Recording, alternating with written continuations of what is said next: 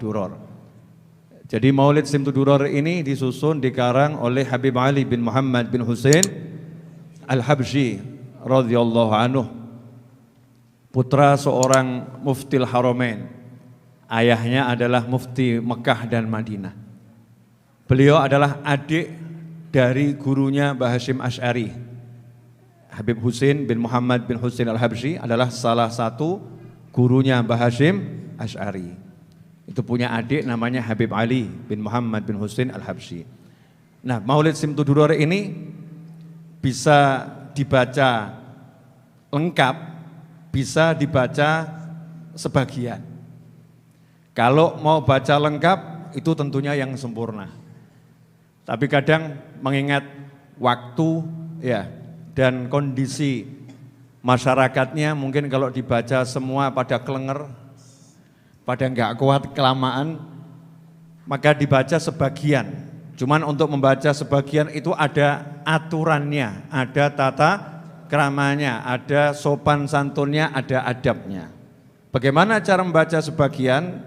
Cara membaca sebagian adalah dibaca mulai dari pasal yang pertama sampai pasal yang ketujuh.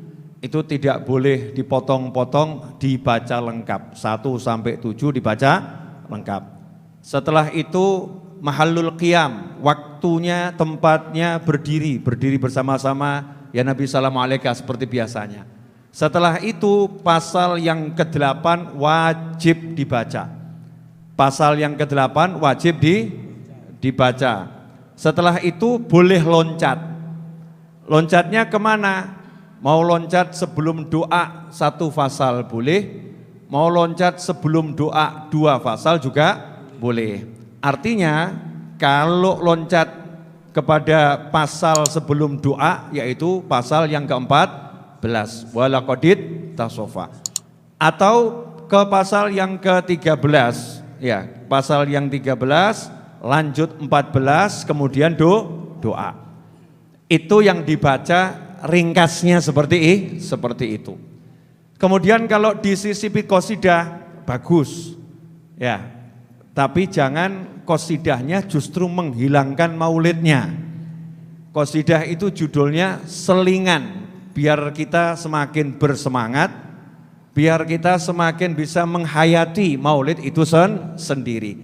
Jangan sampai gara-gara mau qasidahan maulidnya justru hilang. Nah, ini tata krama yang diajarkan oleh penerus Maulid Simtud-Duror dari mulai zaman Habib Anis ya, putra-putra beliau ya, seperti itu yang diajarkan. Maka yang pengen barokahnya full, ikuti apa yang diajarkan oleh anak cucu penulisnya, yang diajarkan oleh ahli warisnya, sehingga barokah. Terus cara bacanya bagaimana? Karena Simtud-Duror ini disusun dengan kaidah prosa, bukan pantun, bukan puisi. Ada yang puisi seperti burdah ya, ada yang prosa seperti Simtud-Duror. Karena prosa maka cara membacanya sama dengan menggunakan lagu-lagu yang digunakan untuk membaca Al-Quran. Jadi baca Al-Quran itu ada irama khususnya. Irama khusus yang digunakan untuk baca Al-Quran bisa digunakan untuk baca Simtud-Duror. Irama khusus yang digunakan untuk membuat syair-syair Arab juga bisa digunakan untuk membaca Simtud-Duror. Nah, sebelum membaca Simtud-Duror biasanya diawali dengan membaca beberapa ayat dari Al-Quran yang menjelaskan tentang kemuliaan Nabi Muhammad Sallallahu alaihi wasallam. Sehingga kalau ada orang mengatakan lebih baik mana, baca Al-Quran atau baca maulid, nah ini pertanyaan yang bodoh. Ya, pertanyaan yang bodoh. Kenapa? Karena walaupun sebaik-baik amal misalnya zikir itu membaca Al-Quran, bukan berarti Anda tidak boleh ngobrol. Betul atau betul? Mana yang lebih baik, ngobrol atau baca Al-Quran? Jawabannya apa? Baca Al-Quran. Kalau kalimat ini ditujukan, wes gak usah ngobrol, ngaji wae, kan ya aneh gitu ya. Itu anehnya luar biasa. Yang terbaik adalah membaca Al-Quran. Tetapi kita juga disuruh membaca kalimat tasbih. Kita disuruh membaca kalimat tahlil. Kita disuruh membaca sholawat. Kita disuruh membaca istighfar. Kita disuruh amar ma'ruf nahi mungkar. Kita disuruh berbicara yang halal, menyenangkan hati mukmin yang lain. Maka sangat aneh kalau ada orang mengatakan daripada baca maulid lebih baik baca Al-Quran. Ini kalimat yang salah fatal dan menunjukkan orang yang ngomong ilmunya enggak jelas. Ya, ilmunya enggak jelas. Nah, terus apakah membaca maulid itu sesuatu yang kurang baik? Jawabannya adalah bagaimana menjelaskan isi Al-Quran dikatakan kurang baik.